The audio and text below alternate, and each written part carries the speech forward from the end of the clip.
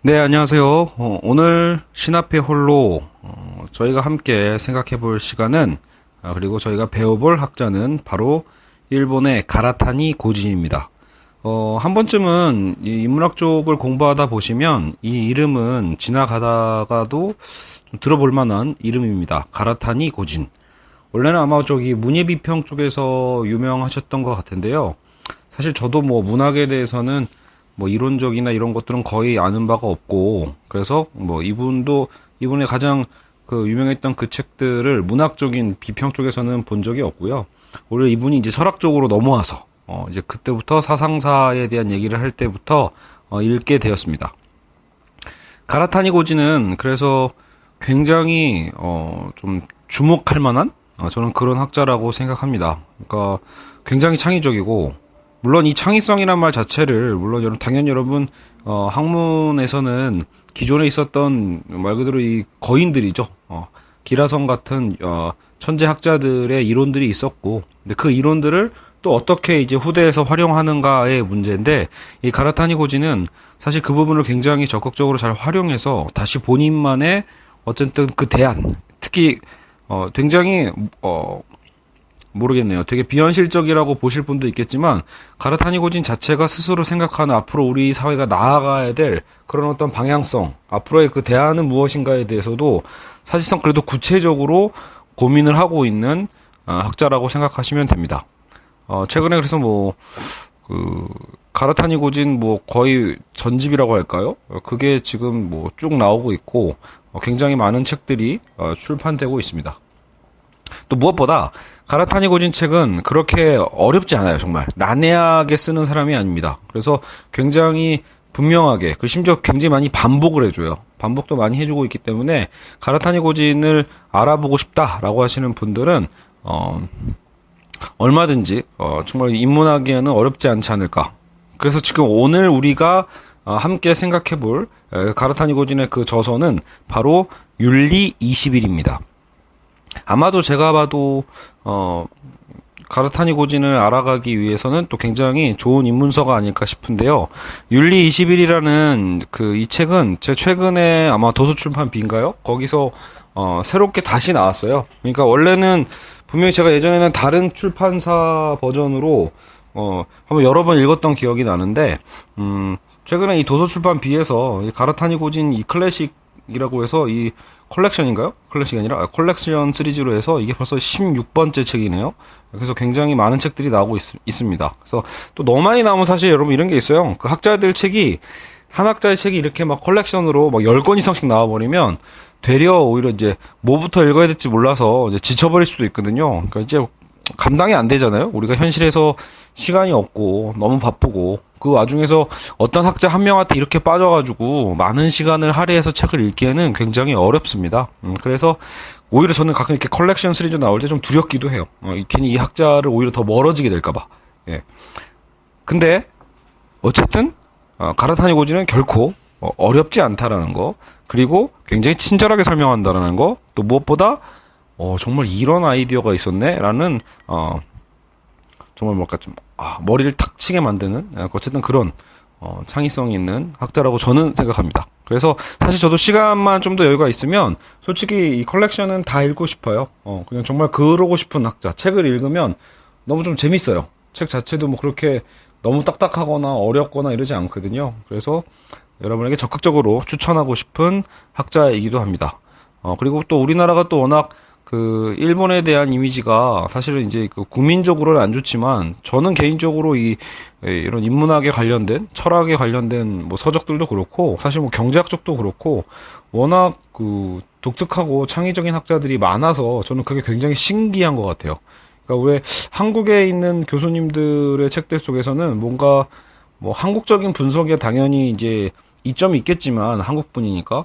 근데 문제는 이론적으로나 여러 가지 방법에서 굉장히 조심스럽다는 걸 알 수 있어요. 그러니까 본인만의 어떤 생각을 과감하게 어쨌든 만들어간다거나 자기 이론이 생기는 경우는 드문데, 일본 학자들은 정말로 예를 들어 하이데거면 하이데거고, 칸트면 칸트고, 막스면 막스고, 본인식대로 굉장히 그것을 잘 버무려내거나 전혀 다른 방식으로 이렇게 변주하는 경우가 많이 있거든요. 근데 그런 게 되게 쉬우면서도 이해가 가요. 그래서 이게 참 부럽기도 한 그런 생각이 듭니다. 저도 일본에 대한 어떤 이미지가 어떤 것보다도 이런 일본의 어떤 학자들의 어떤 이 학풍 이런 것들이 굉장히 부럽습니다. 자, 어쨌든 거두절미하고 시작을 해야겠죠. 벌써 이미 또 꽤 벌써 제가 또 잡다하게 끈 것 같은데, 그만큼 이 고진이라는 학자를 우리는 이제 알아갈 필요가 있다. 저와 함께 지금 이렇게 영상을 보거나 팟캐스트 듣는 분들은 말 그대로 이제 저에게 그런 소개를 받고자 해서 오시는 분들이니까 사실 적극적으로 추천하는 학자입니다. 사실 진작하고 싶었는데 문제는 또 그거더라고요. 분명히 읽기는 쉬운데 뭔가 이 사람의 어떤 그 인물도 정리하기는 또 어려워요. 정리하기가 잘 안 돼가지고 가르타니 고진을 꼭 소개하고 싶은데 대체 내가 머릿속으로 또 잘 정리가 안 되니까 어떻게 소개해야 될지 모르겠다, 이런 생각으로 계속 끌다가 최근에 윤리 21이 다시 나온 걸 보고 다시 읽어보고 그래, 그냥 이 책을 그냥 차라리 해설하는 쪽으로 가는 게 가장 적합하겠다라는 생각이 들었습니다. 자, 그리고 또 오늘 거를 공부하시려면 또 제 영상 중에 또 마이클 샌델 시리즈가 많았잖아요. 정의란 무엇인가 쪽 시리즈 같은 거 다 한 번씩 보신 분들은 좀 더 도움이 되지 않을까 싶어요. 어쨌든 고진이 생각하는 그 윤리라는 건 단순히 우리가 생각하는 삶의 어떤 도덕적 측면뿐만이 아니라 오히려 보편적인, 결국은 오늘 고진이 하고 싶은 얘기는 우리 삶의 윤리 플러스 나아가서 전 세계적 윤리, 그 말 그대로 칸트가 핵심이거든요. 그래서 오늘 이 윤리 21은 사실상 칸트의 윤리입니다. 가라타니 고진이 해석한 칸트라고 생각하시면 될 것 같습니다. 그래서 칸트 자체에 대한 어떤 그 정통적인 어떤 해석이 아닐 수도 있지만, 그럼에도 불구하고 충분히 매력적인 칸트를 알아갈 수 있는 시간이기도 하고요. 역시 고진의 매력도 동시적으로 알아갈 수 있겠죠.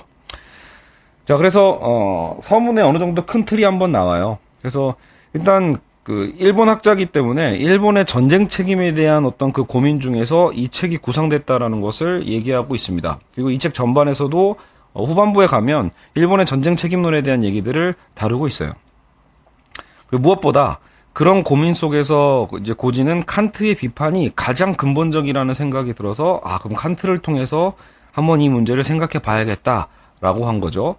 그래서 도덕을 선악의 문제로 생각하고 이를 결정하는 공동체 규범이 있고, 그리고 선을 행복과 쾌락의 실현이라는 공리주의 입장이 있다라는 거예요.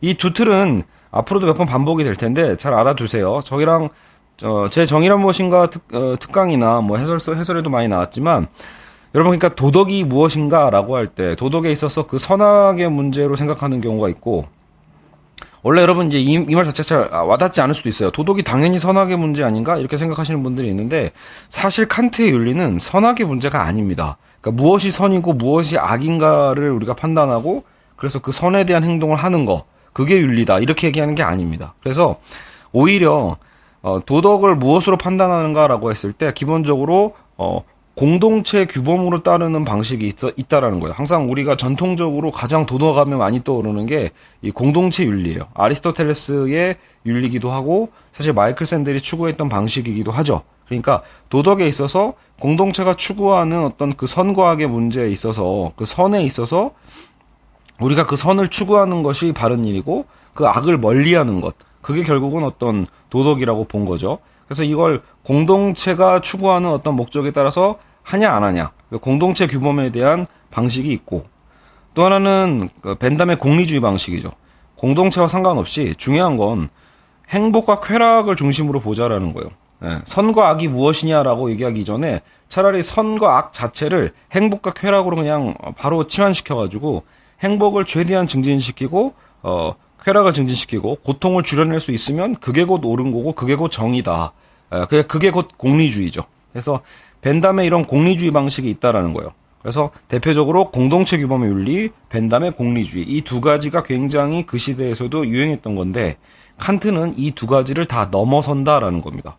공동체적 윤리도 아니고 또 행복 쾌락을 추구하는 공리주의도 아닌, 대체 칸트가 추구하는 그러면 그 정의라는 건 무엇인가라고 했을 때 이 가라타니 고진이 접근하는 방법은 바로 칸트는 자유라고 합니다. 자유란 원인 없이 순수하게 자발적이며 자율적이라는 의미다. 공동체 규범을 따르는 것은 그러니까 타율이 됩니다. 우리는 마치 그 자유를 보통 우리는 뭐 책임지는 자유, 방종이 아닌 자유, 뭐 이런 식으로도 이제 자유를 좀 규명하고 있잖아요. 근데 오늘 우리가 이제 배워야 될 건 과연 이제 고진이 어떻게 칸트의 자유를 해석하고 있는가, 알겠죠? 그래서 칸트는 결국은 선과 악의 문제로, 그리고 또 고통과 어떤 행복의 문제가 어떤 그 기준이 아니라 사실은 우리는 철저하게 자유로워야 된다라는 것이 이 윤리의 가장 중요한 포인트라는 것을 알 수 있습니다. 그래서 순수한 자유는 근데 이제 불가능한 게 문제다라는 거예요. 그래서 오늘 여러분이 이해하는 거에 있어서 가장 중요한 게 바로 이겁니다. 칸트가 얘기하는 자유가 결코 쉽지가 않거든요. 내가 하는 멋대로 하는 거, 이게 자유가 아니니까요.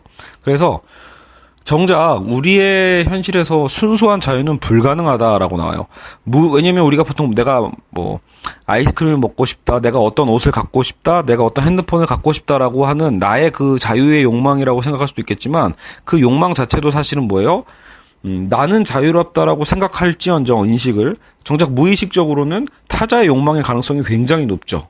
내가 원하는 대학, 내가 원하는 직장 이런 것들조차도 사실은 내가 진짜 원하는 게 아니라 타인의 욕망의 가능성까지 고려해 본다라면 사실 여러분 자유라는 거는 순수 자유라는 건 정말 불가할 수도 있어요.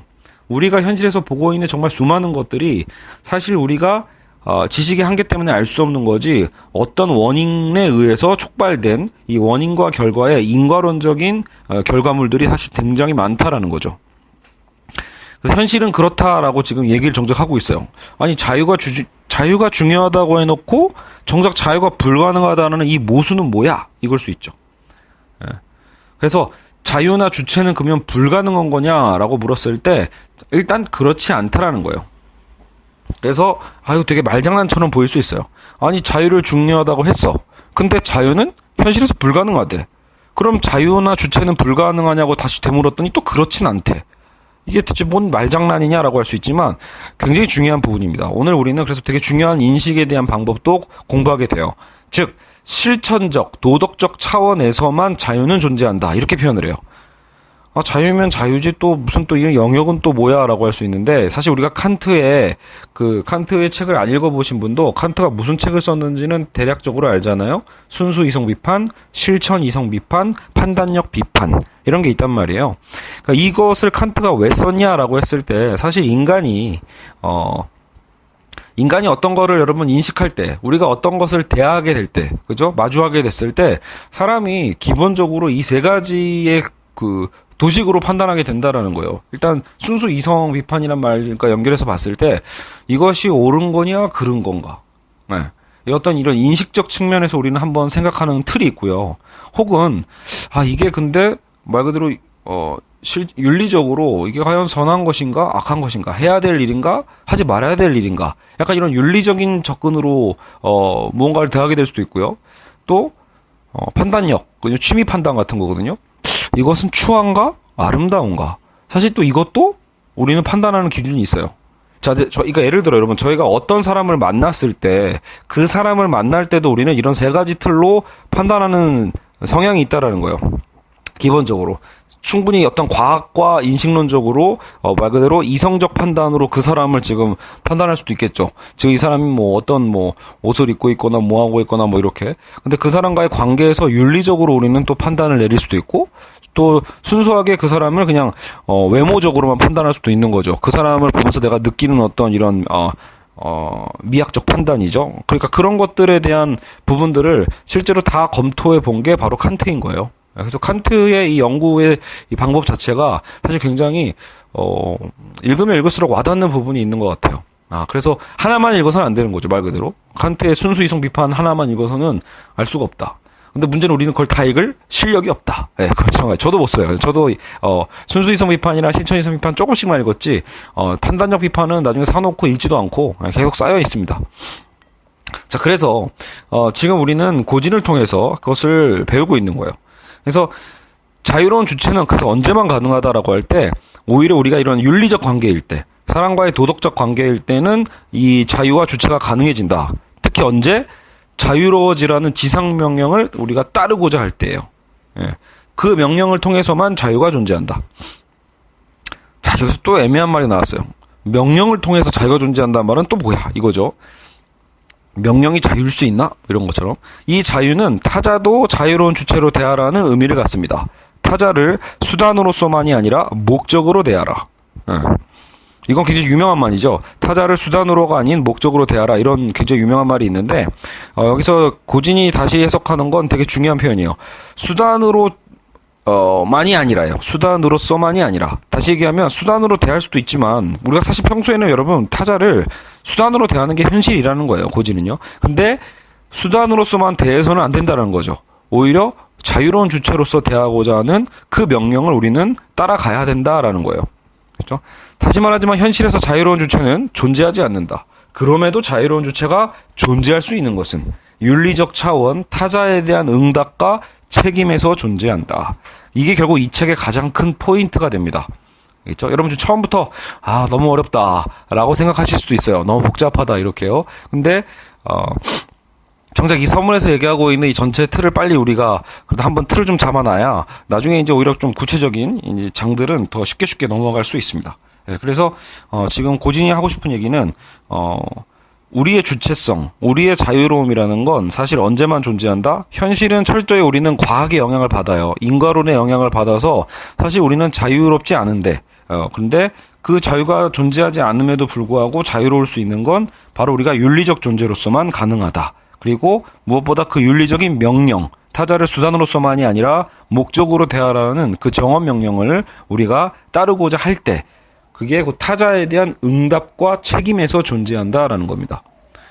결국 칸트를 많이들 오해하는 것 중에 하나가 칸트가 워낙 이제 관념적인 얘기를 많이 한다 이렇게 생각을 해서 되게 개인주의적이고 주관주의적인 윤리학이다라고 많이들 오해한다라는 거예요.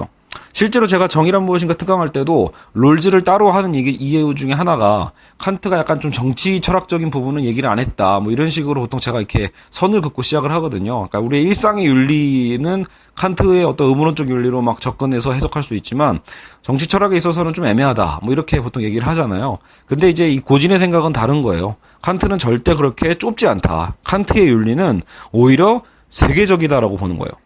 타자를 목적으로서 대하라는 명령에 만약에 충실해보자라는 거예요. 타자를 목적으로서 대하라는 명령에 충실하다면 국가는 오히려 나중에 결과적으로는 지향되게 되고 자본주의도 지향되게 되고 왜냐하면 국가나 자본주의가 끊임없이 우리를 수단으로서 대하지 목적으로 대하지 않거든요. 그래서 결국은 이렇게 정치적 외연을 확장하게 되는 오히려 저 세계 윤리를 가르쳐주는 게 바로 칸트다라고 칸트의 재발견을 하고 있다고 볼 수 있습니다. 도덕과 윤리의 잠깐 여기서 참고로 고진은 그래서 도덕과 윤리를 구분하고 있어요. 그러니까 이건 고진식의 방식이에요. 그러니까 도덕을 조금 더 가볍게 본 거예요. 도덕이라고 함은 그냥 아까 얘기했던 공동체적 규범 있죠. 그러니까 해야만 하는 거. 근데 여기서 해야만 하는 건 공동체에서 시키니까 하는 거죠. 그러니까 이걸 곧 칸트는 타율이라고 봤거든요. 그래서 고진은 칸트가 타율이라고 얘기했던 공동체적 규범의 그 도덕 있죠. 마을에서 뭐 낙엽을 쓸어라, 청소를 해야 된다. 어떤 이 마을의 여러 가지 규범들, 내 집 앞 뭐 눈은 내가 쓸어야 된다. 이런 규범들은 그냥 도덕이라는 거예요. 그냥 내가 자유롭게 선택했다기보다는 해야만 하는 거니까. 근데 윤리는 뭐냐라고 했을 때 이건 분명히 자유와 연결되라는 거예요. 자유라는 의무와 관계하는 용어로서 거기는 윤리가 이 윤리. 그러니까 공동체적 규범의 도덕에 관심이 있는 게 아니라 바로 이 자유와 관련된 자유라는 의무와 관련된 윤리에 대해서 고진은 지금 탐구를 하고 있는 것입니다. 자, 그래서 1장에서 간략하게 보면 고진이 어떻게 얘기하고 있냐면 이 부분도 되게 인상적이에요. 일본에 굉장히 잔인한 살인 사건들이 많이 있는 건 여러분도 가끔 뉴스로 보실 거예요. 그러니까 특히 일본에는 청소년 살인 사건이 좀 있잖아요. 그래서 거기는 좀 그 처벌도 좀 강하다고 들었는데 끔찍했던 어떤 뭐 연쇄살인이나 납치살해나 뭐 이런 것들 사건들이 종종 있었어요. 10대 살인 사건이요. 근데 고진의 질문은 그거예요. 당연히 이 범죄에 대한 책임과 잘못은 물론 당연히 그 살인자에게 있는 거지만 왜 유독 일본은 그 부모가 그 책임을 자꾸 지어야 하는가에 대해서 묻고 있어요. 되려 오히려 한국적 성향에서도 뭐 이해가 갈 만도 하거든요. 우리도 보통 욕하잖아요. 그 자녀가 만약에 어떤 범죄를 저질렀으면 그 부모를 욕하죠, 대부분. 어떻게 키운 거냐, 애 교육을 어떻게 시켰냐, 뭐 이렇게 해서 한국도 사실은 비슷한 정서 같은데 고진은 한국을 또 그렇게까지 잘 알고 있지 않기 때문에 일본만의 유독 특이한 현상이라고 좀 해석을 하고 있어요. 그래서 진짜 일본에는 실제로 그런 사례가 있었다라는 거죠. 이런 자기 자녀가 어떤 살인범으로서 문제가 생겼을 때 부모가 극단적으로 자살하거나 대국민의 사죄를 하고 무릎 꿇고 혹은 자기 직장에서 쫓겨나야만 하고 그리고 숨어 살아야 되고 그러니까 이런 현상에 대해서 고진은 일단 질문을 던지는 겁니다. 대체 책임이라는 게 어디까지 져야 하는 건가라는 거죠. 그래서 그들에게 책임을 묻는 대체 그 세상이라는 건 또 뭐냐라는 거예요. 왜냐면 끊임없이 그 부모가 누구에게 지금 사죄한 거죠? 부모가 사죄하고 부모가 사회에서 실직해야 되고 결국 부모가 자살까지 하게 되는 관계에는 그 부모를 지탄하는 세상 때문이거든요. 근데 그 세상이란 말이 사실 되게 모호한 건 사실이죠. 그래서 고진은 그 세상의 존재에 대해서 캐 묻고 있습니다. 일본에 그래서 결국은 이 마을 공동체에서 찾아내는데 일본 전통의 어떤 마을 공동체에는 사실상 본인이 없다라는 거예요. 자기 자신에 대한 것은 존재하지 않고 그저 이런 사회적 관계로서 그 공동체 안에서의 관계가 더 중시되다 보니까 정작 그러니까 친하긴 친해. 왜냐면 예의를 갖추고 서로 굉장히 친하게 지내긴 하는데 정작 본인이 없다라는 거예요. 자기 자신이 없는 자기 자신은 소거된 그런 공동체는 사실상 진정한 우정이 아니고 자기가 부재한 세상이 된다라는 거죠. 이렇게 되면 결국은 뭐예요? 이 주체가 빠져버리는 거죠. 그래서 주체적인 한 개인이 빠져버린 이런 마을 공동체의 스타일이 바로 일본의 이 세상의 문화가 아닌가, 세상의 기준이 아닌가. 아까 그 부모, 살인범의 부모를 지탄했던 그 세상의 그 폭력성 어찌 보면 바로 그런 자기라는 주체가 빠진 세상이기 때문에 이렇게 폭력적일 수 있는 게 아닌가 생각해 봅니다. 그 세상의 기준에서만 벗어나지 않고 현실에 맞춰 살아가려는 그런 결국 수동성을 갖게 되고 이런 마을 공동체는 끊임없이 그래서 실제 그 사회 현상에 대해서 뭐 정말 내가 막 참여해야 되고 막 이런 어떤 주체적 자기가 없기 때문에 그냥 대충 현실에 맞춰 살아가려고 하는 그런 수동성이 있고 그죠? 정작 그래서 세계의 어떤 변혁에는 또 관심이 없고 하지만 또 타인의 어떤 문제성에서는 지적질은 굉장히 또 쉽게 하는 전형적인 그러니까 뭐랄까 그러면 암묵적인 어떤 획일적이고 숨어있는 어떤 대중 같은 느낌을 고지는 얘기하고 있는 것 같아요. 그러니까 최소한 자기 자식의 죄를 세상이 모두 인정하고 비판해도 부모만큼은 자식을 믿어주고자 하는 행동이 필요한 거 아닌가 이렇게 고지는 얘기합니다. 사실 한국적 정서에서도 쉽지는 않아요. 그러니까 부모가 만약에 그 자기 자식을 감싸돌면 아까 고진이 얘기했던 그 세상은 뭐라고 해요? 더 욕하죠, 더. 염치도 없고 지 자녀라고 아주 그냥 싸도 감싸돈다고 막 더 욕하겠죠. 근데 고진의 얘기를 들어보니까 그러게요. 그러니까 그럴 수도 있지 않을까라는 생각이 들더라고요. 그러니까 진짜 자녀만큼은 부모가 또 믿어줘야 되는 거 아닌가. 그래도 내 자식만큼은 그러지 않았을 거다라고 그래도 힐날의 어떤 그 희망이 있다라면 그것을 믿어주는 게 부모의 역할 아닐까라는 생각도 듭니다. 어쨌든 그러기 때문에 그 부모는 고진의 얘기는 이거예요. 1장에서 하고 싶은 얘기는 결국 부모는 자녀의 죄 때문에 사죄할 필요는 없다라는 거예요. 왜요? 그 죄는 누구 죄예요? 자녀의 죄죠. 자녀가 책임질 문제지 결국은 자유로운 존재라고 우리가 생각해야 될 그 자녀의 판단에 대해서 정작 부모가 책임을 져버리면 어떤 문제가 생겨요? 그 자녀에게 자유를 박탈한 셈이 된다라는 거예요. 그래서 당당하게 버텨내라. 부모라면 당당하게 그 사회에서 지탄도 당당히 버텨내는 용기와 결단이 필요하다. 그건 왜 그렇다? 그러니까 부모의 책임은 일단 당연히 엄밀히 다르다라는 거예요. 여기서 부모가 자녀의 삶까지 책임질 수 없다. 만약에 부모가 여기서 책임을 인정하면 어떻게 되냐라고 했을 때 결국은 내 자녀는 사실 자유가 없는 존재고 내 거기 때문에 내 잘못이다. 내 소유니까 내가 잘못한 거다. 이렇게 얘기한 셈이 되거든요. 근데 이러면 칸트적 윤리가 아닌 거예요. 모든 인간은 자유로워야 돼요. 자유로운 존재로서 우리는 대해야 되고요. 그렇기 때문에 오히려 그 자녀의 자유를 인정한다면 부모로서 오히려 여기서 책임을 지겠다 말겠다 하는 그런 권리조차가 없다고 볼 수 있죠. 네. 자식이 한 일은 자식이 지금 살인을 저질렀어요. 그러면 자식이 책임질 문제다. 그게 왜 그래요? 아이는 자유의 존재이기 때문이에요. 엄연히 여러 가지 어떤 원인이 있었을지언정 그래도 결국은 본인이 저지른 죄라면 본인이 자유로운 존재로서의 책임을 지는 거지 그거를 부모가 책임을 지고 막 자살하고 직장을 꼭 쫓겨나야만 하고 이런 건 아니라는 거죠. 자, 그래서 자식의 범죄 행위를 지지하지는 않지만 그러니까 고지는 분명히 얘기해요. 지지한다는 얘기가 아니에요. 오해하시면 안 됩니다. 자식의 범죄 행위를 그 부모가 지지하라는 얘기는 아니에요. 그 범죄를 권장하라는 얘기도 아니고요. 최소한 그가 그 아이죠. 자유의 존재임을 인정하기에 부모로서 세상과 싸우는 것이 자식에 대한 책임인 셈이고 그것이 윤리인 것이다 라고 얘기를 하고 있습니다. 자, 어쨌든 대충 어떤 느낌인지 아시죠? 지금 고진이 하고 싶은 얘기가. 자, 그러면 2장 인간의 공격성을 인식하는 것이라고 하는데 이 부분은 또 간략하게 하고 넘어갈게요. 이런 살인사건이 일어났을 때 결국은 일단 고지는 그런 비판을 해요. 이게 무슨 정신분석가나 심리 전문가라고 해서 그 폭력성을 분석한단 말이에요. 저 사람이 왜 저런 범죄를 저질렀는가? 근데 사실 전문가도 제대로 그 내담자와 상담을 하지 않으면요. 그렇죠? 환자와 상담을 하지 않는 채로 그렇게 함부로 얘기할 수 없는 거거든요. 그러니까 대충 정황만 보고 저 사람은 이런 상황이었고 이렇게 해서 범죄를 저질렀을 거다라고 규정해 버린다라는 거예요. 바로 그게 오히려 더 폭력적 분석이다라는 거죠. 분석 자체가 폭력적인 거예요. 예. 이번에 우리나라도 그런 일이 있었죠. 그 유아인에 대해서 그 김현철 아마 정신분석 갈 거예요. 그러니까 김현철 이분이 전문가라는 이유 하나로 그냥 유아인의 SNS를 보고 함부로 분석했다가 결과적으로 제명됐죠. 굉장히 큰 제약을 받은 셈이에요. 징계를 받아서 이제 제명이 됐어요. 그러니까 그런 것처럼 사실은 전문가라고 해서 그 개인의 프라이버시가 있고 환자의 상황을 정확히 판단하지도 않은 채로 이렇게 몇 개의 미디어의 언론만 보고 그 사람의 정신 상태가 요로하고 범죄를 이래서 저질렀다라고 얘기하는 건 폭력이다라는 겁니다. 그리고 또 대부분은 여러분 또 뭐라고 분석해요? 이건 어떤 살인사건이 일어나면 이게 결국은 교육 환경의 문제거나 부모의 양육 환경의 문제였거나 뭐 여러 가지 또 환경적 요인을 꼭 잡는단 말이에요. 알겠죠?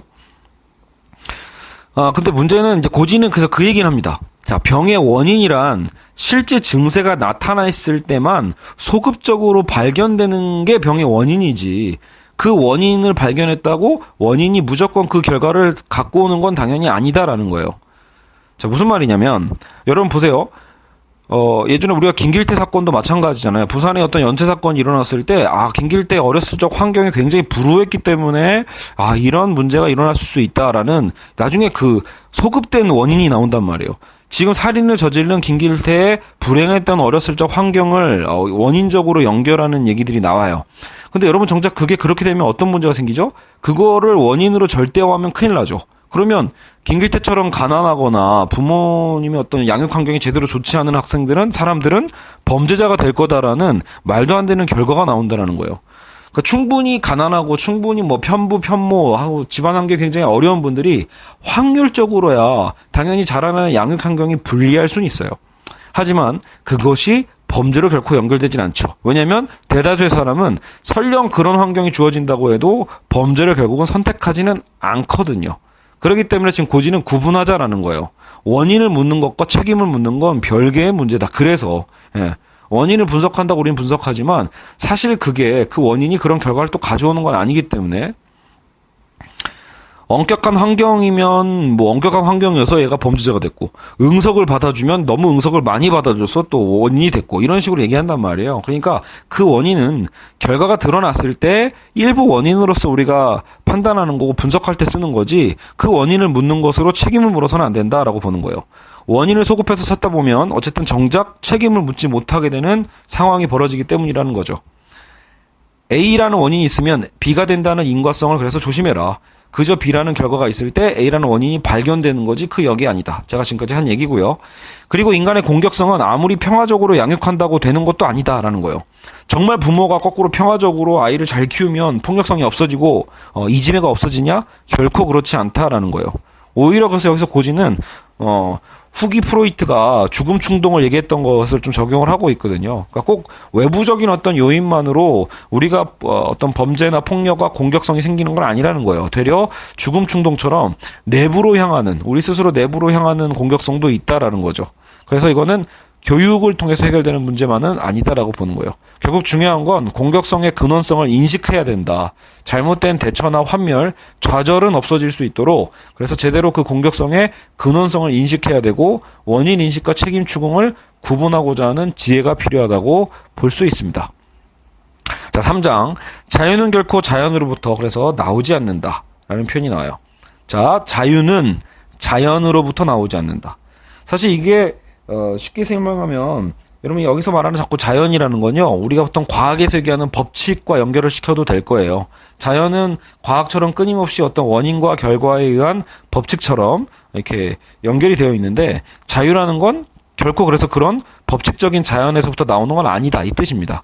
그래서 우리는 아까 앞에서 바로 얘기했던 원인 인식과 책임 추궁을 구별해야 책임을 피하기 위해 인식을 회피하는 경향도 막을 수 있다. 즉 전쟁 책임을 예로 들어보죠. 일본에서도 전쟁 책임이라는 말에 그 자체를 부인하는 사람들도 있어요. 아예 나는 관련이 없다, 이렇게. 혹은 일면적으로만 또 도덕성을 얘기할 뿐, 도덕적일 뿐, 정작 그 원인을 또 묻지 않으려는 사람도 있어요. 그건 물론 뭐 잘못된 일이고 뭐가 이렇게 됐지만, 근데 구체적으로 그게 왜 어떤 원인이 때문에 생겨난 건지에 대해서 제대로 인식하지 못하는 경우도 있다라는 거죠. 원인을 분명하게 아는 건 인식의 영역이고요. 책임을 추궁하는 건 윤리 실천의 문제예요. 자, 아까 그 순수 이성 비판과 실천 이성 비판 제가 얘기했던 것처럼 그런 것과 나눠지죠. 똑같이 원인을 아는 건 인식의 문제고 책임을 추궁하는 건 윤리 실천의 문제다. 그래서 아까 고진이 그랬죠. 원인과 어쨌든 그 책임은 구분할 필요가 있다. 알겠죠? 물론 여러분, 근데 여기서 오해하면 안 되는 게, 원인과 책임을 구분하고 인식과 윤리를 구분하면 자연의 영역과 자유의 영역이 그러면 따로 이렇게 존재하는 거니? 라고 했을 때 절대 그건 아니에요. 아까 제가 얘기했듯이 우리는 동시적으로 사유하는 거거든요. 동시적으로 동일한 하나의 사항이 인식의 대상인 동시에 윤리적 판단의 대상으로 그냥 나타나는 거예요. 두 가지는 사실 동시적이에요. 이성 비판, 실천적인 어떤 실천 이성, 순수 이성, 그리고 뭐 판단력, 이렇게 한 번에 우리가 세 가지를 보는 것처럼 지금 칸트가 아니라 고진은 지금 이제 판단력 얘기는 지금 뒤로 빼고 자연의 영역과 자유의 영역, 이 두 가지가 동시적으로 드러나는데, 그럼에도 우리가 구분해야 된다고 얘기하고 있는 것 뿐이에요. 알겠죠? 현실에서 우리는 동시적으로 물론 판단의 대상으로 떠오르지만 그럼에도 우리는 이것을 구분해야 된다라는 겁니다.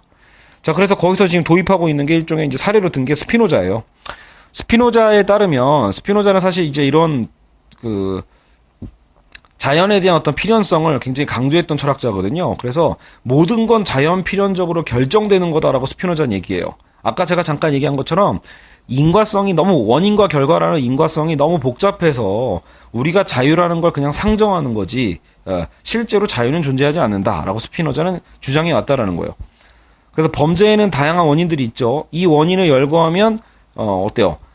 어떤 범죄자가 범죄를 저질렀는데 다양한 원인을 쫙 나열을 하면 결국은 자유로운 주체가 아닌 것이 되고 책임이 없는 것이 돼버리는 문제가 생기죠.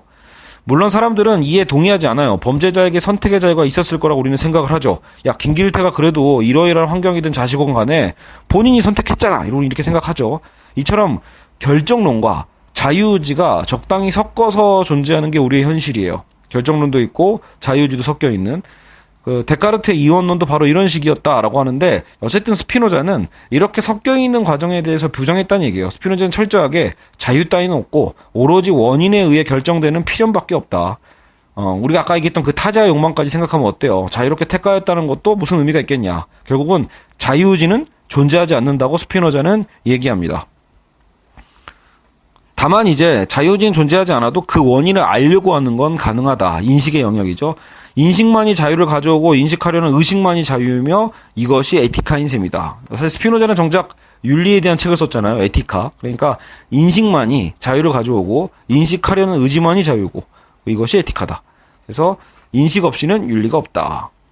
나중에 그 책의 마무리에서도 등장하지만 막스가 또 중요해요. 그래서 칼 마르크스 역시 자본주의 구조 안에서의 산물로서 자본가를 파악하며 도덕적 레벨을 괄호에 넣어서 판단했다.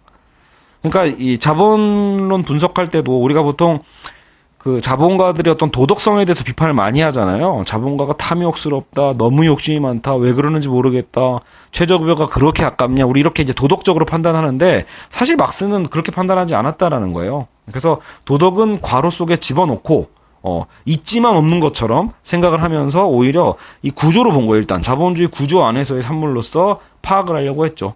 설령 선한 자본가나 경영자가 그렇게 행동하려고 해도, 그러니까 이 사람들은 뭐 공동체 규범으로 보면 도덕적인 거겠죠. 선한 자본가, 경영자가 그렇게 행동하려고 해도 자본의 담당자라는 그 틀 있잖아요. 관계, 자본의 담당자라는 이유로 강제되어버리는 관계 구조만을 파악하려고 했던 것도 역시 막스의 과학적 분석이기도 해요. 그래서 스피노자의 어떤 이런 필연성과 또 막스의 어쨌든 이런 또 과학적 분석론들이 연결되는 부분이 있다라는 쪽을 일부러 이제 고진이 찾아가지고 한번 분석을 한 겁니다. 자, 근데 문제는 그렇다고 스피노자가 얘기하는 이런 필연성의 원리도 듣고 보면 되게 그럴싸해요. 우리에게 자유의지가 실제로는 없는 건데 그냥 자유라고 부르는 거다라는 거죠. 우리가 그런 모든 것들을 인과론적으로 밝힐 능력이 없으니까요. 하지만 그렇다고 이걸 또 완전한 결정론으로 생각을 해버리면 자유나 주체가 정말 사라지는 문제가 생기잖아요. 그죠? 어쨌든 스피노자도 자기 주자가 에틱한데, 그죠? 윤리란 의미인데 그 윤리 안에 자유가 없이 어떻게 윤리가 가능할까? 그죠? 그래서 스피노자가 자유의지를 부정한 건 결과적으로 이제 이거는 제가 보기엔 고진식의 독해인 것 같아요. 그러니까 스피노자가 자유의지를 부정했다고 해서 윤리를 부정한 건 아니다. 오히려 윤리를 바로 세우기 위해서 되려 이 자유의지를 부정한다라고 보는 거예요. 그래서 실존적이고 모든 공동체를 등지고 선 단독자이며 세계 시민이다. 그죠? 자, 실존적, 잠깐 여기 우리가 실존주의 할 때 그 실존적이고 모든 공동체를 등지고, 그러니까 왜냐면 아까처럼 일본식의 어떤 그 공동체 안에 자기가 없는 공동체가 더 무서운 거잖아요. 나가 없는, 나는 정작 거기 있음에도 불구하고 내가 없다라고 판단하는 그런 어떤 획일적인 대중은 아니죠. 그래서 실존적이고 모든 공동체를 등지면서도 그런 단독자적인 홀로 서 있는 세계 시민을 꿈꿔보자라는 거예요. 사실 이게 이제 칸트가 하고 싶은 윤리적인 캐릭터죠. 칸트는 그래서 스피노자적 결정론의 근거에서 사고했다. 우린 여기서 시작하자라는 거예요. 말 그대로 고지는 스피노자적 결정론에 대해서 칸트도 부정하지 않았다라는 거예요. 하지만 우리는 여기서 시작해야 돼요. 그래서 여기서 자유는 어떻게 가능한가? 일단은 결정론적인 이 사고, 끊임없이 인과적이고 모든 것들이 자연 법칙에 의해서 일어나고 있다는 스피노자의 어떤 분석에 대해서 일면 타당성을 인정하고 있는 거예요. 그러면 자유는 어떻게 가능한가? 그것을 윤리성에서 찾자. 정작 공동체주의는 규범의 강제성이니까 아까 안 된다고 했죠. 계속 반복된다고 했잖아요. 공동체주의. 자, 우리 가족의 전통은 이거야. 우리 서클의 전통은 이거야. 우리 국가의 전통은 이거야. 그러니까 무조건 해. 라고 하는 거는 그런 규범과 그런 도덕은 강제적이잖아요. 그러니까 타율이에요. 결코 자유가 아니다. 그래서 칸트는 이걸 부정해요. 공동체 규범은 아니다. 도덕을 행복과 이익으로 사고하는 역시 공리주의도 결국은 자연의 우리의 쾌락과 고통이라는 것도 자연의 어떤 본능적 감성, 어떤 그 자연적인 거죠. 어떻게 보면 충동 같은 거니까 이걸 또 쾌락과 고통으로 두고 있는 또 벤담도 아니다. 둘 다 원인에 의해 규정되고 있는 거니까 둘 다 강제성이라는 거죠. 공동체 규범도 또 쾌락과 고통의 원칙도 다 법칙적이에요. 다 어떤 원인에 의해서 발생되는 필연성이기 때문에 자유의 영역이 아니다라고 칸트는 선을 긋습니다. 오늘날 현대 철학의 어떤 흐름에서 보면 왜 그 현대 구조주의자들이 원래 얘기하고 싶은 게 그거잖아요. 자유로운 주체를 비판하면서 모든 거는 구조화되어 있다. 이런 얘기를 하는 반면에 사르트르 같은 실존주의자는 뭐예요? 대려 자유를 또 강조하죠. 그래서 여러분 원래 지금 철학사에서 마지막 예를 들어 철학과 굴뚝청소부 저랑 같이 보신 분들은 보통 푸코나 락강 아니면 뭐 들레즈까지가 보통 포스트 구조주의 이런 식으로 얘기하잖아요. 그러니까 구조주의는 구조주의인데 포스트 구조주의를 넘어선다라는 건 뭐냐라고 했을 때 정작 구조주의를 유지하면서도 자유와 주체성을 또 회복하려고 노력했던 사람들이 포스트 구조주의인 거예요. 알겠죠? 그러니까 어찌 보면 지금 칸트가 얘기하고 싶은 얘기가 똑같다라는 거예요. 그러니까 이 표현이 되게 의미가 있죠. 칸트가 결코 고리짝 철학자가 아니라는 것을 가라타니 고지는 계속 보여주고 있는 셈이에요. 막 칸트 하면은 꼭 그 1800년대 이제 되기 전에 이제 그냥 끝나버린 어떤 아주 옛날 계몽주의 철학자 이런 식으로 피상적으로 익히고 공부하는 분들이 많이 있는데 전혀 그렇지 않다. 지금 오히려 현대 철학에서 유행하고 있는 포스트 구조주의야말로 사실 칸트가 추구했던 거다. 이렇게 얘기하고 있는 거죠. 왜냐하면 자연의 법칙도 인정하고 있죠. 구조주의적으로 어떤 자연의 법칙성에 대한 결정론도 그 틀은 이해하고 있어. 하지만 동시적으로 그것을 넘어서는 자유의 주체인 실존적인 어떤 자유에 대한 가능성을 탐색하고 있는 게 바로 칸트의 윤리다라고 얘기하는 겁니다. 여기까지 따라오셨나요? 네, 그래서 굉장히 고진이 칸트를 이렇게 해석하면서 굉장히 멋진 사람으로 굉장히 아주 매력적인 철학자로 만들어가고 있습니다. 자, 4장 자연적 사회적 인과성을 그래서 괄호에 넣다. 자, 이제 우리는 괄호 넣기를 배울 거예요. 이제 우리가 무언가 판단을 할 땐 항상 뭔가 이런 괄호치기에 대한 능력이 필요하다고 보는 겁니다. 자, 그래서 인식 영역과 윤리 영역이 독립되어 있지 않다라는 얘기는 아까부터 제가 얘기하고 있었죠. 인식과 윤리를 분리하자. 자, 살인은 법적으로도 도덕적으로도 비난을 받죠. 그죠? 법적으로 뭐야? 이성적인 거죠. 도덕은요, 아까처럼 윤리적인 걸 수 있죠. 윤리의 그 얘기로 봅시다. 그럼 법적으로도 도덕적으로 비난받는 게 살인이에요. 하지만 동시에 취미 판단의 대상이 되기도 하죠.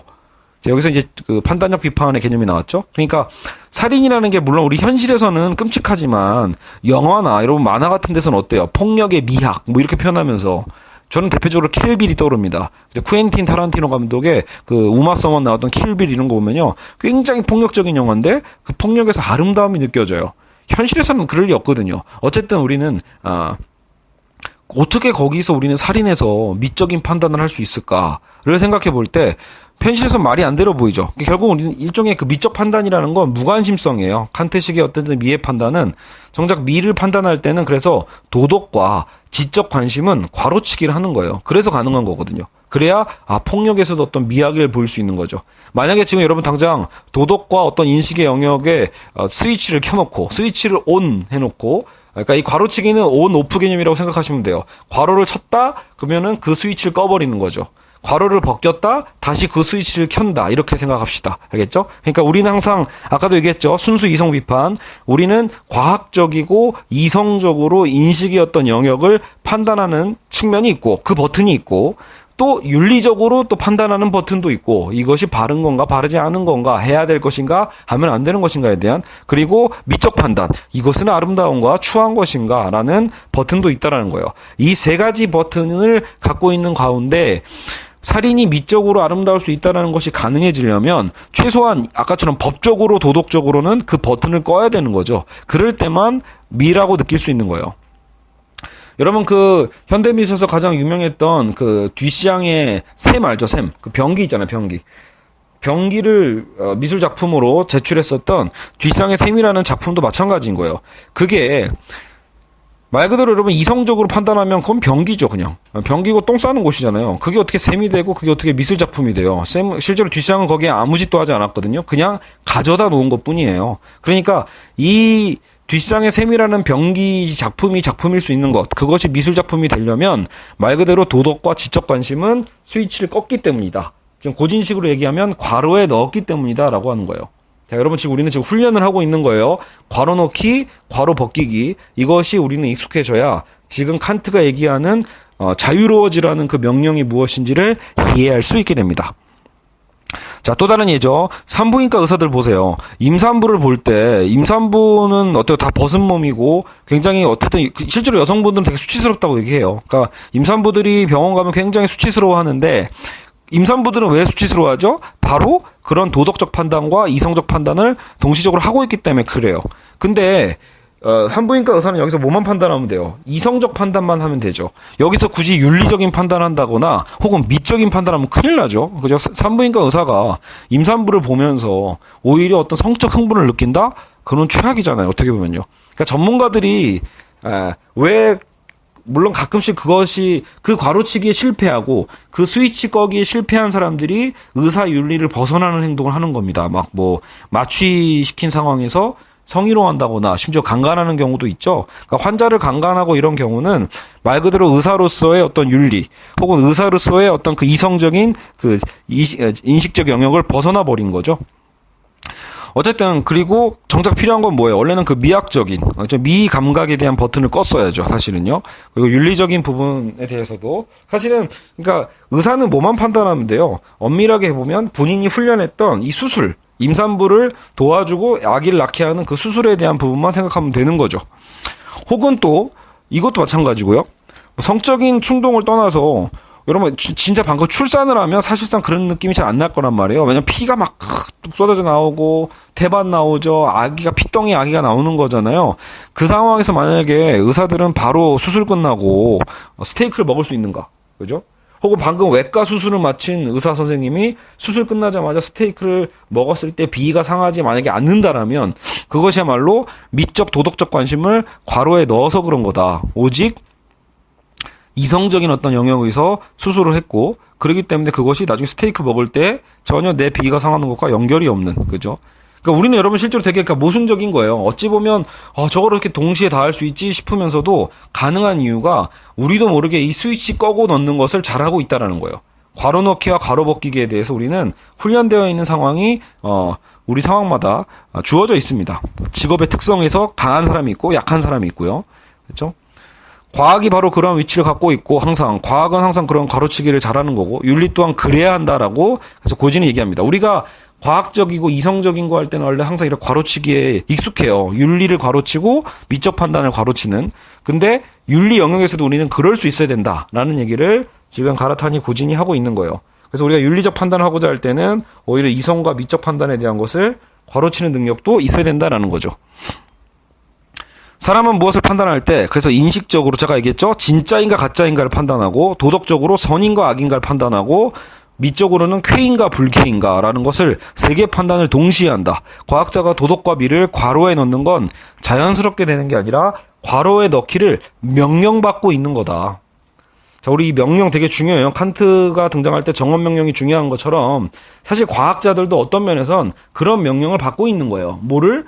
도덕과 미의 영역은 집어넣어라. 알겠죠? 너는 오직 여기서 이성만 있으면 된다라는 명령을 받고 따라가는 거죠.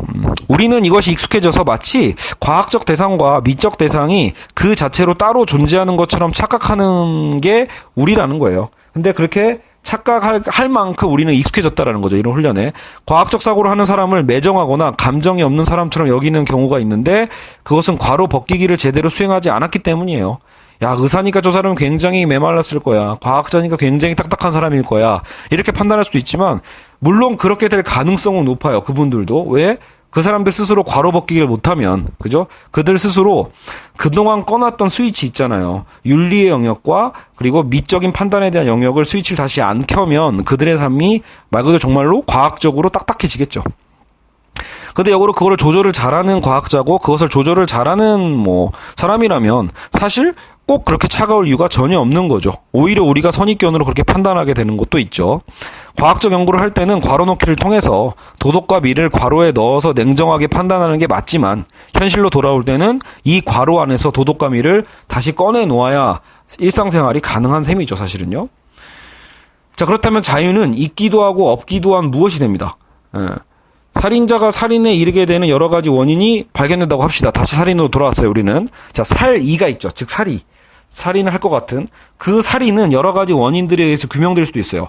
아, 얘가 저래서 그 엄마를 죽이고 싶어 했구나. 제가 저래서 그 아저씨를 폭행하고 싶어 했구나. 제가 그래서 그 자기 자식을 죽이려고 했구나. 이런 살이 자체는 여러 원인들에 의해서 충분히 규명은 될 수 있어요. 그럼에도 살이가 있어도 죽이지 않을 수도 있잖아요. 충분히. 여러분 살이가 있다고 해서 다 죽이는 거 아니에요. 이런 거 있잖아요. 야, 죽이고 싶으니까 다 죽이나요? 절대 아니죠. 우리가 살다 보면서도 사람을 미워하게 되는 경우가 생기는데 미울 때 그 미움은 죽이고 싶은 미움까지 커지게 돼 있어요. 근데 그거를 행동하진 않잖아요. 그래서 원인들만을 자꾸 따지면 범인에게 자유 따위라면 없어져 버리고 책임의 영역도 사라지게 돼 버려요. 내가 죽이고 싶어서 죽인 게 아니야. 이렇게 돼서 요래서 내가 죽일 수밖에 없었던 거야. 이런 식으로 자꾸 원인을 자꾸 규명하는 것을 책임과 연결해 버리면 그 범인들에게 자유가 사라지고 그러면 책임도 지게 할 수 없게 된다라는 거예요. 그래서 칸트는 그런 범인에게 자유가 있다고 생각하는 거예요. 자유는 있었어야만 한다라고 보는 거예요. 범인이 그 행위를 하는 시점에 자유가 정말로 있었다는 말은 아니다. 이렇게 얘기해요. 되게 어려운 표현이 헷갈리는 부분이긴 해요. 행위를 하는 시점, 살인을 저지르는 행위에 여러 가지 아까처럼 그 원인의 정황이 있잖아요. 살인을 만들어낼 만한 여러 원인적 정황이 사실 범인의 자유를 거의 존재하지 못하게 했었을 수도 있어요. 그런 상황처럼 굉장히 강력한 인과성으로 살인 행위로 나아가게 만들었을 수도 있어요. 하지만 그럼에도 불구하고 그 시점에 그저 자유롭게 그런 행위를 한 것처럼 간주하지 않으면 안 된다라고 얘기하는 거라는 거죠. 칸트의 자유라는 건 자유롭게 그런 행위를 한 것처럼 간주하지 않으면 안 돼. 너는 자유로운 자로서 그렇게 했다라고 책임감을 갖고 얘기를 해야 돼라는 거예요. 자유는 자유로워지라는 명령과 의무를 통해서만 존재하는 겁니다. 실존하는 게 아니에요. 그러니까 자유라는 게 정말 뭐 과학적으로 존재하는 게 아니라 명령과 의무, 자유로워지라는 명령과 의무를 통해서만 존재하는 거다라는 거예요. 그래서 우리가 여기서 해야 될 괄호치기 뭐예요? 결과론적인 인과성을 괄호에 넣자라는 거예요. 그러니까 현실에서는 그 인과성이 굉장히 강한 영향을 미쳤을 거예요. 그죠? 그럴 수밖에 없겠구나라는 우리의 동정심을 불러일으킬 정도로. 그럼에도 불구하고 우리는 살인을 살인죄라고 부르는 이유는 모든 인간은 자유로워지라는 그 명령과 의무를 통해서만 존재한다라는 실천의 영역, 윤리의 영역에서 우리가 판단해야만 한다라는 거예요. 거기서 과학적이고 결과적인 그런 인과성은 괄호치기를 해라. 스위치를 꺼라. 이렇게 우리가 생각해야만 한다라는 거죠. 칸트의 감성적 세계와 이성적 세계, 현상과 물 자체의 구별은 두 개의 세계가 있다는 의미가 아닙니다. 보통 칸트 하면 다들 이렇게 얘기를 하거든요. 칸트의 감성과 이성의 세계, 현상과 물 자체, 이렇게 두 개의 나눠진 세계로 칸트가 나눴다라고 얘기하면서 진짜로 세계가 두 개로 나눠진 것처럼 인식하고 비판하는 사람들이 있는데, 사실 고진이 해석하고 있는 이 부분은 이것도 괄호치기의 한 방면이라는 거예요. 자유를 괄호에 넣으면 어떻게 돼요? 그죠? 자유를 괄호에 넣으면 자연 필연성, 그죠? 과학이죠. 자연 필연성의 현상을 발견하게 되고, 거꾸로 자연 필연성을 괄호에 넣으면 자유를 발견하게 된다. 그래서 어떤 일을 저질렀을 때도 그것이 아무리 불가피했다 해도 윤리적으로 책임을 져야 하는 건 자유로워지라는 그 당위, 즉 명령, 해야만 한다라는 그런 당위가 있기 때문이라는 거예요. 칸트에게 도덕성이란 그래서 선악이 아닙니다. 칸트에게 도덕성이란 자유의 문제예요. 자유 없이 선악은 없습니다. 자유란 자기 원인인 거고, 자기 자신을 원인으로 갖는 게 자유고, 자율적이고 주체적이라는 의미입니다. 그런데 그 자유가 어떻게 가능한가? 바로 지상명령인 자유로워져라 라는 걸 통해서입니다. 칸트를 그래서 행위동기만 중시해서 결과를 돌아보지 않는다는 비판은 오해일 뿐이다. 자, 이거 왜 그러냐면, 자, 칸트를 보통 우리가 의무론적 윤리라고 표현하잖아요. 그래서 동기론적 윤리, 그렇죠? 자, 그래서 보통 우리가 칸트 하면 의무론적 윤리, 행위동기적 윤리 이래가지고, 사실 저도 수업할 때는 종종 이제 벤담과 구분하려고 이렇게 좀 극단적으로 표현을 하거든요. 칸트는 동기가 중요하다. 결과는 중요하지 않다. 동기만 바르다라면 그것으로 이미 옳은 행위다. 이렇게 표현을 하거든요. 그런데 지금 오히려 고진은 그렇게 생각하지 않는 거예요. 칸트를 행위동기만 중시하고 결과를 돌아보지 않는다는 비판은 오해다. 왜냐하면 자유로운 선택에 의해 일어나지 않은 일상의 행위들에 대해서도 자유인 것처럼 간주하는 칸트의 이 원칙이 있잖아요. 원칙은 그야말로 오히려 결과에 대한 책임인 셈이다. 실제로 그렇죠. 내가 사실 모르고 저지른 범죄일 수도 있잖아요. 모르고 저지른 잘못조차도 그것을 알 수 있는 능력이 있었다라면 책임이 있다라고 보는 거예요. 예. 사실 여러분 그게 예전에 그 아이만의 문제와도 연결이 돼요. 예루살렘의 아이만 있잖아요. 그 히틀러의 명령에 따라서 사실 아우슈비츠에서 엄청난 많은 사람들을 죽이는데 일조했던 그 아이만이 사실 뭐예요? 자기는 몰랐다까지는 아니더라도 나는 시키는 대로 했다. 나는 거기에 대해서 철저하게 군인이었기 때문에 명령에 따라서 한 거지 나는 거기에 대한 어떤 책임이 없다. 뭐 이런 식으로 얘기를 하거든요. 그때 사실 아렌트도 그런 얘기를 한단 말이에요. 이건 무사유의 죄다. 사유하지 않은 죄가 있다. 라고 얘기를 하거든요. 그거와 좀 비슷한 걸 수도 있어요. 사실은 알려고 했다라면, 사실 우리가 노력하려고 했다라면 충분히 알 수 있었던 것들인데도 불구하고 몰랐다는 이유로 책임을 안 지려고 하는 경우가 많이 있거든요. 그래서 칸트의 원리대로 본다라면 자유로워지라는 어떤 그 지상 명령을 생각해서 본다면 말이 막 엉키네요. 역시 어렵다 보니까 결국은 그 상황에서도 내가 한 걸로 내가 자유의 선택을 한 것으로 간주하라라는 거예요. 알겠죠?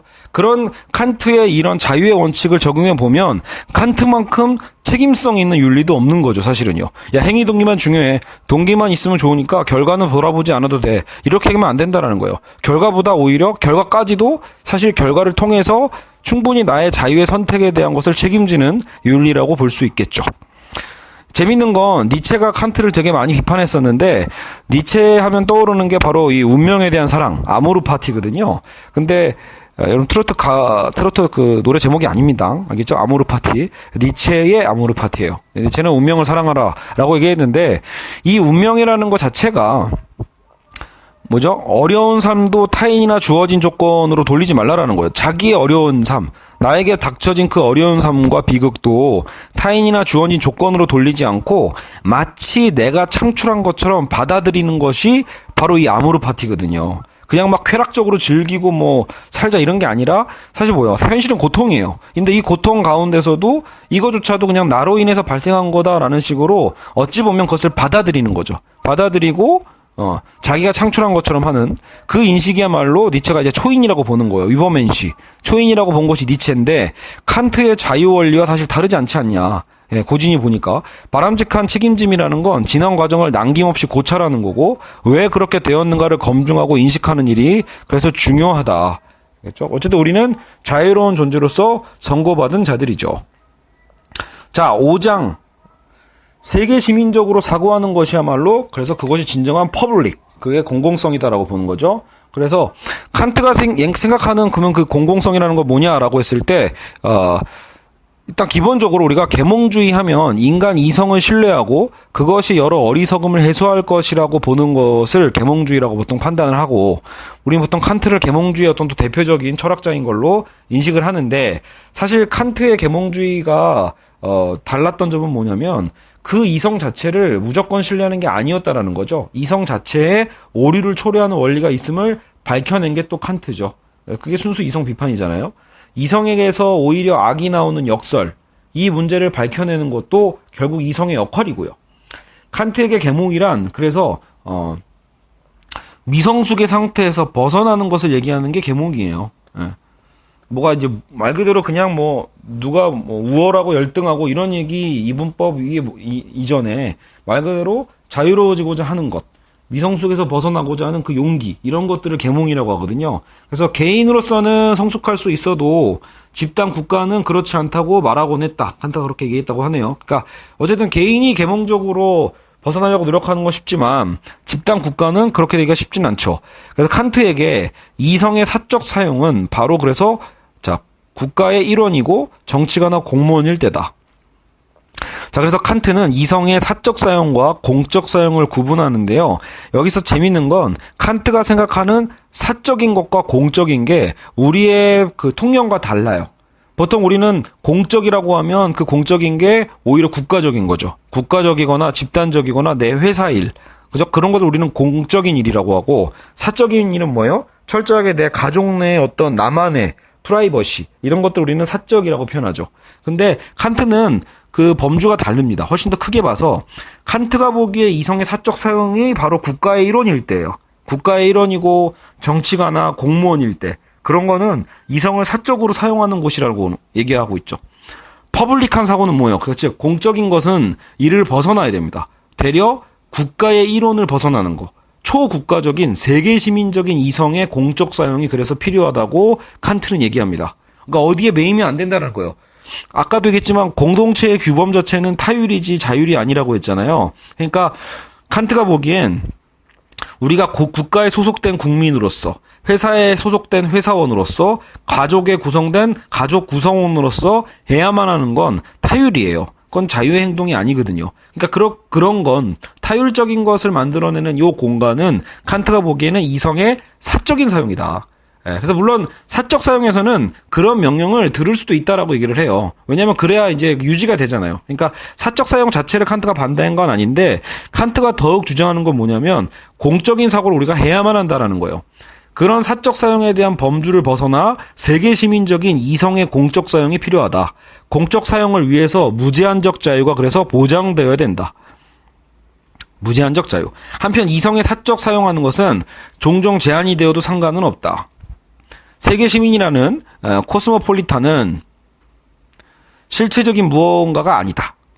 자, 그러니까 다시 한번 보죠. 그러니까 이성의 사적 사용에 있어서는 말 그대로 우리의 사용이 제한이 되어서 어느 정도는 타율적인 명령에 좀 따라도 된다라는 거예요. 우리의 일상의 삶에서 국민으로서 어때요? 세금 내고 하기 싫어도 세금 내죠. 하기 싫어도 군대 가죠. 그죠? 우리가 그 집단의 구성원으로서 사실 나의 자유를 제한하는 여러 가지 규율들이 있잖아요. 근데 그런 것들이 무조건 다 나쁜 건 아니니까 칸트도 이성의 사적 사양이 어떤 어느 정도의 제한은 괜찮다. 다만 우리는 항상 잊지 말아야 된다라는 거예요. 우리의 이성은 공적으로 사용되고자 하는 그 역할을 잊어서는 안 된다. 세계 시민의 어떤 역할, 나의 정체성을 잊어서는 안 된다라고 보는 거예요. 근데 역시 아까도 얘기했지만 그러면 세계 시민, 코스모폴리탄이라고 얘기하는 그게 실체적으로 존재하냐라고 보면 당연히 없죠. 여러분 중에 주민등록증은 있어도 뭐 세계 시민증 이런 건 없잖아요. 결국은 이거는 실체하고 있는 건 아니에요. 그죠? 인간은 어느 국가, 어느 문화, 민족에 소속될 수밖에 없잖아요. 부정할 수가 없어요. 사실 우리가. 나는 대한민국 사람이 아닙니다. 이렇게 부정할 수가 없죠. 우리는 어떻게든 소속되어 있어요. 그럼에도 불구하고 아까 우리가 지금 배운 게 뭐죠? 괄호치기잖아요. 우리는 한국 사람이지만 한국 사람이 아닌 것처럼 괄호에 넣고 세계 시민적인 사고를 해야 된다라는 겁니다. 여러분 여기서 확 떠오르는 게 바로 뭐예요? 최근에 난민 사례죠. 한국도 예멘 난민뿐만이 아니라 그러니까 현실에서는 지혜롭게 받아들이는 방법은 정부 정책가들이 할 몫이에요. 하지만 우리는 최소한 한국 사람과 예멘 사람 그리고 뭐 사실상 종교의 자유가 있는 나라에서 우리가 꼭 반이슬람일 필요도 없기는 한데 여하튼 이슬람을 반대하는 너희는 이슬람 우리는 반이슬람 이런 식으로 구분하는 것에 대해서 칸트라면 당연히 반대하겠죠. 지금 너희에게 필요한 건 뭐다? 세계 시민적인 사유다라는 거예요. 괄호 쳐라. 너의 국가, 문화, 민족에 대한 것을 괄호를 치고 세계 시민으로서 사고하는 것을 필요로 한다라고 한다면 지금 예멘 난민 문제도 우리가 어떻게 봐야 되는지를 알려주는 셈입니다. 마음이 동하지 않고 이거 좀 찝찝한데 좀 불안한데 이거는 당연한 거예요. 사실 모든 윤리의 영역에서 그 누구도 그냥 내가 좋아서 여러분 하는 건 윤리가 아니에요. 그렇죠? 여러분 다시 보세요. 이건 내가 하고 싶기 때문에 하는 거야. 그래서 선한 일이야. 이건 말이 안 돼요. 그래서 그런 식으로 구분하는 게 아니다라고 칸트는 얘기하는 거예요. 갑자기 코에 먼지가 들어갔어요. 자, 그래서 저도 학생들한테 가르칠 때 그 얘기를 하거든요. 이런 난민 문제에 대해서 우리가 갖고 있는 불쾌감, 불안감 사실은 다 인정하고 혹은 또 현실적인 국가 예산이나 문제점들도 있는 것도 사실이에요. 그런 것들은 물론 지혜롭게 판단해야겠지만 최소한 우리는 노력해야 된다고 얘기하는 거예요. 그 누구도 예멘 난민 보면서 너무 반갑고 너무 좋다 이렇게 생각하는 사람은 없다라는 거예요. 찬성하는 사람들도 결국 어떤 관점에서 보는 거죠? 괄호치기 하는 거예요. 지금 내 상황, 내 국가의 어떤 관점을 어느 정도는 차순으로 매기고 일단은 인간으로서 보자라는 거죠. 보편적인 세계 시민으로서 보고자 하는 그 노력, 괄호치기의 노력, 스위치를 켜고 이쪽 건 꺼기 위한 노력들 이런 것들이 필요하다고 볼 수 있습니다. 자, 그리고 한나 아렌트와 하버마스를 가르타니 고진이 소환을 해서 좀 비판을 하고 있어요. 왜냐하면 이 독일의 철학자들이죠. 사실은요. 한나 아렌트는 물론 나중에 이제 미국으로 유대인이었기 때문에 미국으로 망명해서 이제 미국에서 이제 삶을 마감하는데 여성 정치 철학자였던 한나 아렌트 그리고 독일의 전형적인 이제 이성을 또 중시했던 또 프랑크푸르트 학파의 그 하버마스는 칸트를 비판했거든요. 칸트의 철학의 한계를 좀 비판하면서 또 비판적 승계를 한 거예요. 그래서 그들만의 퍼블릭, 그들만의 공공성을 만들어내거든요. 그래서 하버마스는 타자와의 소통을 통한 상호주관성을 강조했었어요. 이성을 공공적 이성으로 구성했던 거죠. 그렇죠? 왜냐하면 하버마스는 이제 이 서로에 대한 대화가 중요하다. 의사소통의 합리성 이런 표현을 썼죠. 그래서 한나 아렌트는 오히려 판단력 비판에서 찾아요. 쾌와 불쾌라는 다수의 주관 이것을 발견한 거죠. 그래서 자꾸 아까도 얘기했지만 칸트를 그들은 뭐라고 생각했죠? 되게 주관적이고 개인주의적인 철학자로 봤기 때문에 칸트에게는 마치 공공성이 없는 것처럼 인식을 했던 거예요. 그래서 그들은 칸트에게 부족한 공공성을 우리가 보완했다 이렇게 보는 거죠. 그래서 하버마스는 상호주관성인 의사소통의 어떤 합리성, 그 이성을 얘기하고 한나 아렌트는 판단력 비판에서 쾌와 불쾌에 대한 감정이 물론 주관적인 판단도 있지만 보통 우리가 공통 감각이라는 게 있어서 공통 감각이 있어서 우리가 대다수가 아름답다고 생각하는 건 동의하거든요. 그러니까 그런 공통 감각 안에서 정치적 원리를 또 뽑아내는 게 한나 아렌트예요. 그렇죠? 그런데 고진이 그 얘기하는 거죠. 칸트는 이미 그들의 비판을 넘어서고 있다. 왜? 칸트가 얘기하는 그 물 자체라는 거 있잖아요. 분명히 존재하지만 이 사물이 어떤 실체인 건 맞는데 우리가 절대 인식할 수 없는 그것, 그래서 그걸 사물 자체라고 표현하거든요. 이 칸트의 물 자체를 그래서 보통 철학사에서는 또 많이 비판을 해요. 말도 안 된다. 있긴 있는데 인식할 수 없다라는 게 왜 있는 거냐 이런 식으로. 근데 중요한 건 이거예요. 칸트의 물 자체를 바로 타자로 보자라고 하는 게 고진의 생각이에요. 칸트의 물 자체야말로 바로 타자다. 즉 물 자체는 미래의 타자기도 하다. 왜냐면 우리가 진짜 알 수 없잖아요. 인식할 수 없고 분명히 한계가 있어. 하지만 분명히 있는 존재. 그 물 자체를 그래서 우리는 타자로 보자라는 거예요. 그래서 과학적인 명제는 물 자체, 타자에 의해 언제라도 반론이 행해지는 형태로 제기되는 거고 그럴 때에만 과학적 현상이라고 볼 수 있어요. 무슨 말이냐면 과학적인 명제라는 것 자체가 여러분 항상 완벽한 진리는 없잖아요. 절대적인 과학적 명제라는 건 없거든요. 항상 과학도 변화가 되죠. 근데 이 물 자체라는 것 때문에 우리는 더더욱이 그렇게 반증될 수 있는 가능성이 높아지는 거예요. 왜냐하면 분명히 있기는 있는데 우리가 정확하게 인식할 수 없는 그 무엇이에요? 알 수 없는 것. 그러니까 그 알 수 없는 미지수가 있기 때문에 그 미지수의 존재 때문에 항상 지금에 대한 이론은 반론을 받을 수밖에 없는 그런 구조를 갖고 있죠. 아무리 확실한 인식이더라도 언젠가는 반증될 가능성이 있다는 점에서 사실 그 칼 포퍼라는 학자가 얘기했던 반증 가능성과도 같은 거라고 생각될 수 있습니다. 그래서 물 자체는 결국 자유로운 타자를 상정하는 셈입니다. 물 자체는 사물 자체는 결국 자유로운 타자를 상정하는 거다. 저기 있어. 누군가가 있는데 사실 그 누군가에 대해서 우리는 알 수는 없지만 뭔가 신경은 쓰여. 그렇기 때문에 우리에게 어떤 영향을 미치는 그런 존재가 되는 거죠. 그리고 사실 또 토마스 쿤이 얘기했던 그 패러다임 개념 있잖아요. 좀 뭐 근대의 패러다임과 현대의 패러다임은 전혀 다르다. 근대의 절대 시간과 절대 공간의 뉴턴의 패러다임이 또 시공간, 현대 물리학으로 오면 시공간의 어떤 패러다임으로 바뀌었다. 뭐 이런 식으로 얘기하는 패러다임론도 사실 칸트가 얘기했던 공통 감각과 발음이 안 돼요. 공통 감각과 되게 유사하지 않냐라고 또 고지는 살짝 또 숟가락을 얹습니다. 그러니까 그만큼 칸트의 이 사유가 굉장하다라고 볼 수 있어요.